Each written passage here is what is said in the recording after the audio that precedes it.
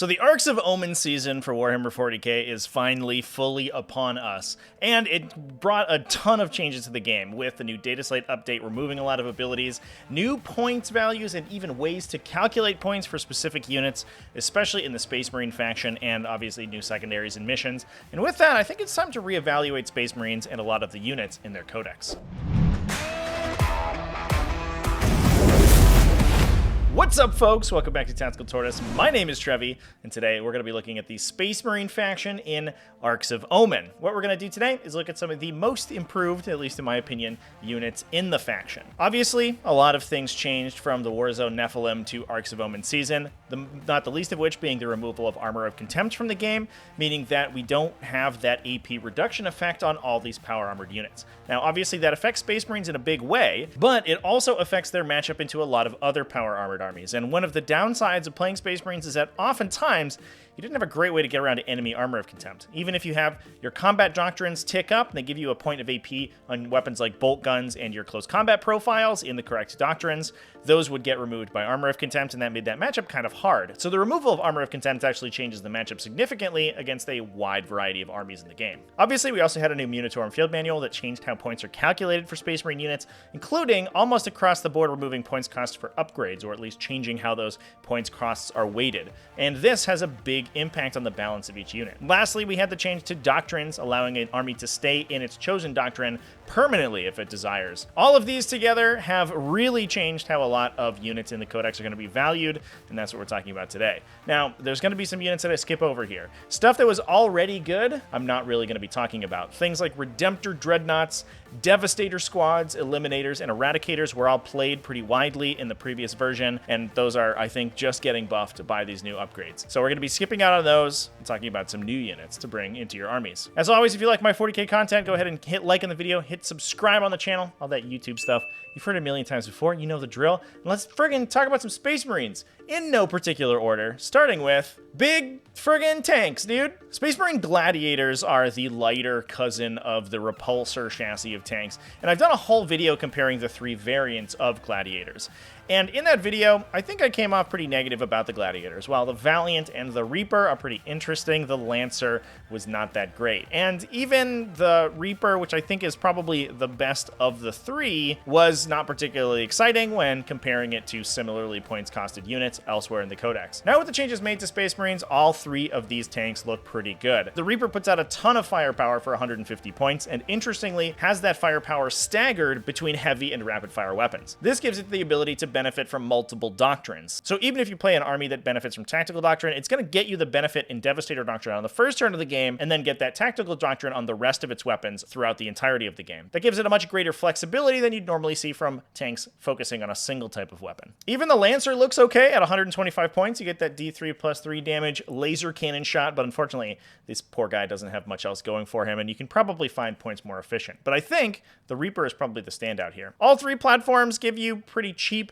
Toughness 8 gun platforms. They compare directly to the Redemptor Dreadnought, and for 20 points gives you an extra point of toughness in exchange for that Duty Eternal, which probably in most matchups is going to be about a wash, and you trade core for having dramatically more volume of fire. Whereas previously the Redemptor Dreadnought was the clear winner in this case, I do think that the Gladiator is more of a side grade now than a strictly worse option. Now we talked about their smaller cousins, but let's talk about Repulsors. Not the Repulsor Executioner, that thing still looks like kind of a flaming pile, but the standard Repulsor is a lot of tank for 220 points. Look how long it is.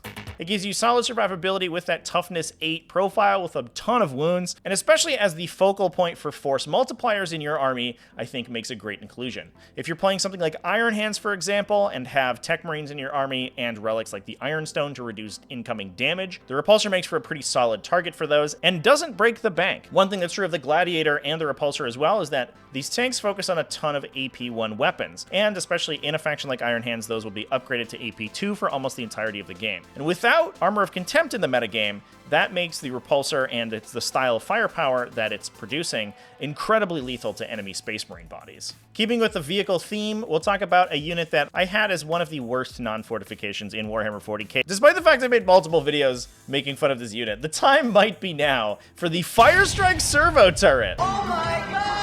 For 80 points, you can upgrade it to have its twin Las Talon, getting 4 Las Cannon shots for that paltry sum, which is significantly more efficient than many comparative infantry squads, which was the real problem with the Firestrike servo turret previously. You would pay between 90 and 140 points, I think, for a single model that had less firepower than an equivalent number of points in more maneuverable infantry, and also, in some cases, more survivable infantry. But that's no longer the case. Now the Firestrike servo turret looks pretty good in the comparison. For example, a 4 las cannon Devastator unit, while has the ability to fire farther, does not have that gorgeous 2+ save, synergy with vehicle keyworded effects, but has basically the same firepower. The autocannon variety of the Firestrike, while you probably won't take that one quite as often, given the fact that it is the same cost as having those 4 las cannons, got compared with the next unit we're going to talk about pretty readily, that being Suppressors. With the ability to stay in Dev Doctrine permanently, especially in factions that benefit from the Devastator Doctrine like Iron Hands or Imperial Fists, who absolutely love these guys, Suppressor's big weakness of having only AP1 weapons is now circumvented. That's especially effective because of the loss of Armor of Contempt, meaning that these things shred through marine bodies, especially with that 2 damage. With an extremely long range, making them hard to swing back at, the access to a lot of defensive stratagems like Transhuman Physiology and Smokescreen, Suppressors have never been the easiest unit to get to grips with, especially for a relatively cheap unit, and being able to put out 9 2-damage shots at a relatively low points per model is pretty solid, especially at that newfound AP of 2. If you're playing Imperial Fist, they go to damage 3 against enemy vehicles, and if you're playing Iron Hands, they get that built-in reroll 1s and ignore moving and shooting, and all of those are pretty good effects for armies that are going to be sticking in Devastator Doctrine. We'll keep with the jump pack theme and talk about one of the units that's probably been discussed most often now that this data slate is in effect, that being Inceptors. Inceptors went from being relatively fringe playable in a couple sub-factions to being probably a mainstay of a lot of Space Marine armies. Now that they got a points reduction and a free upgrade to have their plasma version, a weapon for which they used to pay out the nose. Especially compared to their bolter profile, which has always been really sad. The Inceptor plasma profile is really the reason that you're bringing this unit, and now having that upgrade be free means that you're going to be taking it all the time. These guys pack a ton of punch into a relatively efficient deep striking body that has that Gravis profile on the swingback, being T5 with 3 wounds. That's just solid, and especially if you play a faction that benefits from Tactical Doctrine, they're going to be getting even more effect. I think a lot of factions like Salamanders and even Blood Angels are going to really enjoy playing these guys. Gravis armored units benefited enormously from this data slate update. Both other styles of ground pounding Gravis infantry, those being Aggressors and Heavy Interceptors, have gotten huge upgrades with this rules change. Heavy Intercessors pack a pretty decent long range punch on a relatively survivable unit, and the downside was that you paid enormous surpluses over a normal Tactical or Intercessor squad for that luxury. Now, they cost relatively the same, get a free upgrade to their Heavy Bolter, and still retain all of those benefits that we talked about earlier. Not to mention being able to equip weapons that can benefit from a variety of doctrines. So whatever version of Space Marines you're playing, whether they benefit from Devastator or Tactical Doctrine, you're going to be able to find a place for these guys. Now, that's a little bit less true of the other Gravis armored infantry, those being Aggressors. These guys are very much fans of Tactical Doctrine, but they also have those Power Fists, so they can be useful in Assault Doctrine as well. Now, these got an enormous points break in the new data slate. Previously, you paid 45 points for a Bolt Storm version Aggressor. Now you pay only 30, a 33% cost reduction for that particular build. Whether or not you're going to be taking the Boltstorm version all the time, I don't know. I think factions like Salamanders are going to be making good use of those 30-point Flamer profile Aggressors. Either way, if you have a faction that really likes to sit in Tactical Doctrine for a long time, and especially benefits those high-volume, low-impact shots, like Bolt Attacks or Flamers, are going to be huge. Factions like Imperial Fists, which can stack defensive buffs on a Boltstorm Aggressor unit and get the benefit of that chapter tactic for exploding 6s, are going to love it. And like I mentioned before, Salamanders are going to absolutely go ham with the Flamer version. Now, last but certainly not least, for the vanilla faction units, let's talk about one of the most shocking glow-ups that we've seen in a really long time, Sternguard Veterans. These guys saw a little bit of play in 8th edition because they had access to a stratagem that gave them +1 to wound, and the high AP on their bolt guns made them very good against a wide variety of targets. They lost access to that stratagem in the new edition, which kind of killed the unit's efficacy. That's been put back though because these guys now get free weapon upgrade. For just 20 points a model, the same points value as a normal intercessor, you get a Space Marine tactical body with that veteran upgrade, so an additional attack, which is nice, and a combi weapon for free. So for 200 points, you get 10 Melta or 20 plasma shots, which is phenomenal. Stick these guys in a drop pod and they're able to alpha or beta strike basically whatever you want, and very little is going to be surviving through that withering firepower. All right, so but we've talked about vanilla chapter units, but before we move on, I want to talk about some chapter-specific options that I think are now incredibly strong. And let's start with Space Wolves. I think Space Wolf chapter-specific units got the biggest facelift in this upgrade. One of the hallmarks of a Space Wolf unit is the enormous amount of flexibility they have when it comes to their war gear options. The problem with the sub-faction previously is that you paid points for every single one of those upgrades. So while you had Wolf Guard and things like Thunderwolf Cavalry that could equip a dizzying variety of combinations, those almost always drove the cost of the model up precipitously. And now that is no longer the case. You pay whatever it says in the datasheet, and most of the time, almost all your upgrades are going to be free from there. And that's why the first unit I want to talk about for this chapter is those Thunderwolf Cavalry. For 35 points a model, allow me to wrap your head around this real quick. 35 points a model for what we're going to talk about. You get a Thunderwolf Cavalry with a Lightning Claw and Storm Shield. This gives you a fast move 10 with advance and charge model with a 2+ armor save, 4+ invulnerable save, and solid melee punch, with 3 attacks from the mount and 4 attacks from the guy on top, either at strength 6 AP2 or re-rolling wound rolls. It's not the most shocking damage output, but the combination of resilience and volume of attacks for points cost outshines most of the rest of Warhammer 40k. In my time playing 40k, I've spent an embarrassing amount of time making fun of Thunderwolf Cavalry, especially because in the comparison to Wolfguard veterans, especially Jump Pack Wolfguard veterans,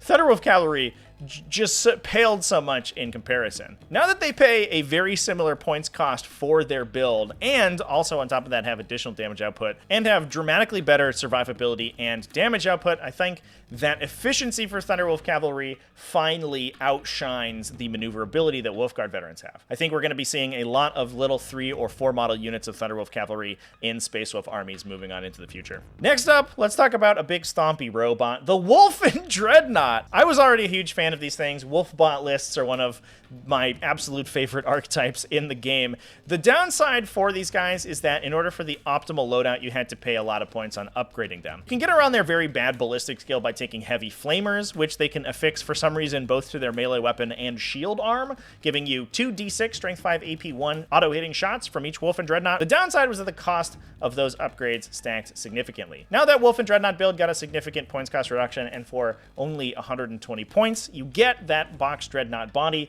with Duty Eternal baked in and a Blizzard Shield for a 4+ invulnerable save. While they aren't the most impressive profile in the entire game, with solid speed, very good survivability, and a very efficient body, I think 2 or 3 Wolf and Dreadnoughts is going to be seen played in a lot of Space Wolf lists. Next up, we'll touch on Dark Angels very briefly. Now, Dark Angels Terminators obviously are going to be one of the units that I think we're going to see play a lot in Arks of Omen, just given the efficiency of bringing tons of transhuman bodies, but the unit I want to talk about right now is one for Ravenwing, that being the Ravenwing Black Knight. For 30 points a model, these bring 2 shots from their 18-inch range Plasma Talon and a 2 damage melee attack on a bike body with all of the Ravenwing buffs. This means that these guys are incredibly fast, super hard to pin down, and very difficult to actually remove with the invulnerable save thanks to Jink. An interesting evolution of Dark Angels lists I think we're going to be seeing moving on into the Arks of Omen season is whether Deathwing or Ravenwing gets played more often, and I think there are enormous benefits for both. Now last, and maybe least, is a unit that I just want to touch on briefly here. One that didn't really see play previously, but I think that was mostly the fault of the sub-faction it belonged to.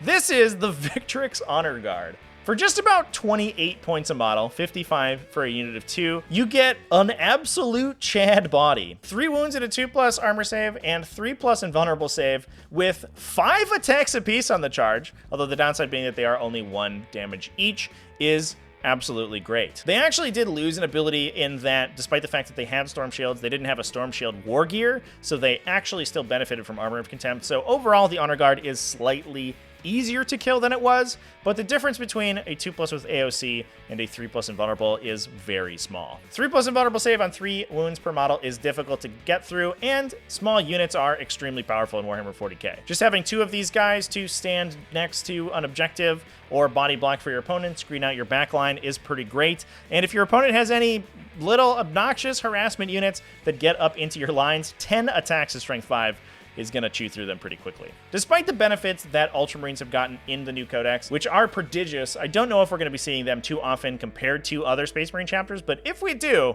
wouldn't be shocked to see a couple of Victrix Honor Guard be included. And that's it. Those are my picks for the most improved Space Marine units in the Codex moving into the Arks of Omen season. Let me know down in the comments if you think I've missed any of them, if you have any picks for your favorite units that you're going to be playing. Big thanks to everyone for watching all the way to the end of the video. Big thanks as well to everyone who supports the channel, either over on Patreon, at patreon.com/TacticalTortoise, YouTube channel members, Twitch subscribers, all those people who help me keep the lights on over here in the Tactical Tortoise HQ. Remember to keep it classy, folks, and have happy wargaming.